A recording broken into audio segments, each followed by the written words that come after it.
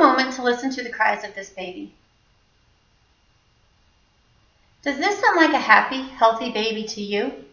No, it is not.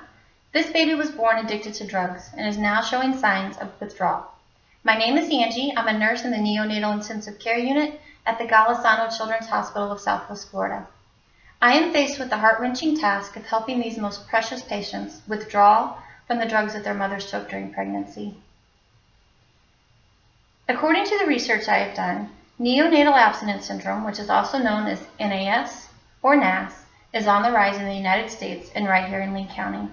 I've conducted research through scholarly journals such as the American Academy of Pediatrics, through websites such as the National Perinatal Information Center, also the National Library of Medicine, LeeMemorial.org, and newspress.com, and also many others. I also had the opportunity to speak with Dr. Liu, who is the medical director of the NICU at the Golisano Children's Hospital, and I've learned through my experience personally working with these patients and their families that NAS is a medical condition that needs to be addressed. Today, I will explain to you exactly what NAS is and why it needs to be prevented. To do this, I'm going to explain to you what NAS is, what the signs, symptoms, and long-term outcomes for the patients are, and how this can be prevented. I'll begin by explaining NAS and showing how drugs are transferred from the mother to the baby during pregnancy.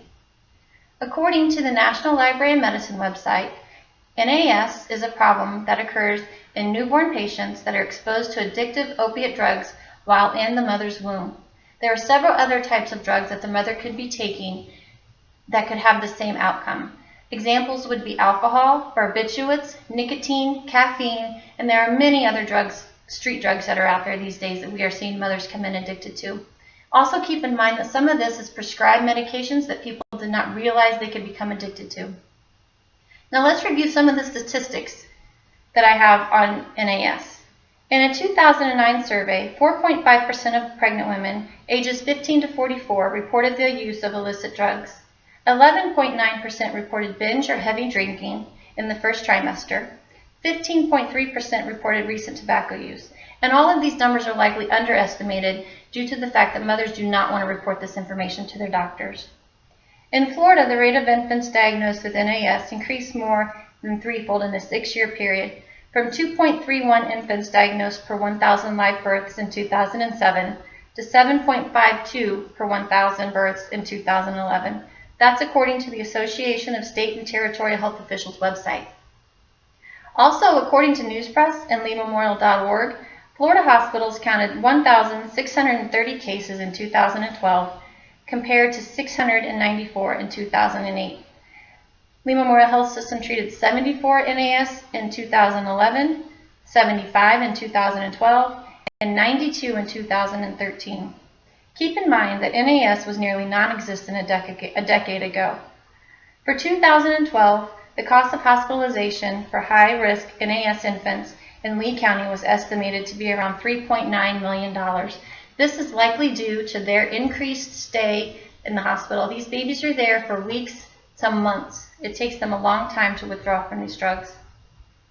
Now let's take a look at this diagram, and I'll explain to you how these substances are transferred from the mother to the baby during pregnancy. As you can see, anything that the mother eats, drinks, inhales, or ingests goes into the mother's bloodstream. It is then transferred down the umbilical cord and passes the placenta and goes into the baby. It then circulates throughout the baby's bloodstream, and the babies become addicted to those substances. Once the baby is born, their supply of that substance is cut off, so they begin to show signs and symptoms of withdrawal. Now that you have an understanding of what NAS is, I'd like to teach you some of the signs and symptoms that are associated with NAS. Some of the clinical manifestations include central nervous system disturbances, which include seizures, which can kill babies, tremors, jitteriness, hypertonia, which is increased muscle tone, high-pitched cry, irritability, difficulty being comforted, difficulty sleeping, frequent yawning, and sneezing. Gastrointestinal symptoms include vomiting, intestinal pain due to gas, diarrhea, skin breakdown due to the diarrhea, poor feeding, increased sweating, nasal stuffiness, fever, mottling, temperature instability. There can also be metabolic and autoimmune disorders and physical abnormalities. Here's a video that shows some of the signs and symptoms.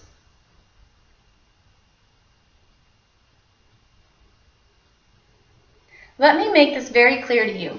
These patients are in pain and they are suffering, just as any adult would be when they go through withdrawal. I'd also like to take a moment to address fetal alcohol syndrome, which is also known as FAS. Here's a picture of an FAS baby. As you can see, they do have facial abnormalities, and they also go through the same signs and symptoms of babies with NAS. Once a baby has been identified as having NAS, there are different types of modalities of treatment. The first line of treatment is comfort, non-pharmacological. We try to keep the baby in a low stimulating environment, we keep them swaddled, we keep them sleeping, and try to keep them fed and healthy. We also have volunteers that come in and help hold the babies when they are upset. When babies show moderate signs of NAS, moderate to severe, we start with treatment with pharmacologically, and that includes morphine or phenobarbital. Some babies are also given methadone at other hospitals, and this is the drug that the mothers are put on during pregnancy while they are pregnant, because they cannot withdraw from the drugs during pregnancy. That could kill the baby. So they're put on a maintenance daily dose of methadone. There is also a protocol for dosing the babies and also for weaning the babies from the medications. I would now like to talk to you about some of the long-term effects of NAS. Little is known about this subject right now. I got to have an interview with Dr. Liu, who's the medical director of the NICU that I work at, and he informed me that there's little or no research being done at the moment, or that is concluded, just because this is such a fairly new medical condition. It is assumed that these patients could have some physical abnormalities that they will have to have outpatient occupational therapy and physical therapy for, and they could also have some behavior issues and attention issues as well. Clinicians also need to take the time when they are prescribing pain medications or any addictive substance to parents or to women, what could happen if they become pregnant while on this drug. A lot of that is not, patients are not educated from what we see coming into the hospital. A lot of the patients were on prescribed medication and didn't realize that they would, if they became pregnant, what could happen. So I think education is the big key to preventing this. I think we should also start including this education in our high schools during their health classes, so that teenagers can see firsthand what the outcome could be if they take drugs and have unprotected sex.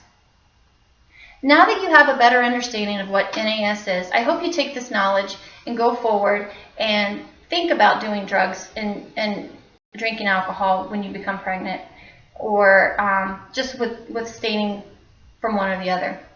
I also hope that you will share this information with your peers, and I hope that you will understand that being a parent happens when the baby is even inside you. It is a mother and father's responsibility to nurture and protect their babies, even before they are born. Thank you for taking the time to listen.